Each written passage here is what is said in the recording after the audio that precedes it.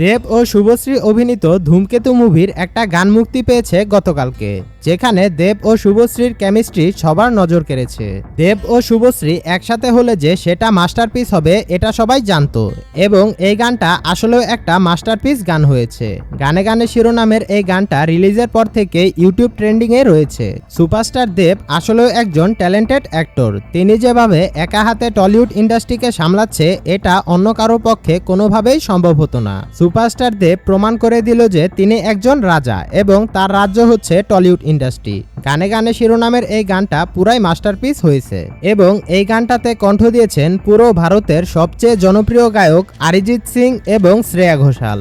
সত্যি বলতে এই গানটা শুনে টলিউড ইন্ডাস্ট্রির পুরনো সেই স্বর্ণযুগের কথা মনে পড়ে যাচ্ছে, যেই সময়টা ছিল টলিউড ইন্ডাস্ট্রির সবচেয়ে ভালো সময়। এমনিতেও দেব শুভশ্রী জুটি আগে থেকে দর্শকদের অনেক প্রিয়। তো গানে গানে শিরোনামের এই গানটা সারেগামা বাংলা ইউটিউব চ্যানেলে মুক্তি দেওয়া হয়েছে, আপনারা চাইলে দেখে আসতে পারেন। আশা করা যায় গানটা আপনাদের অনেক ভালো লাগবে।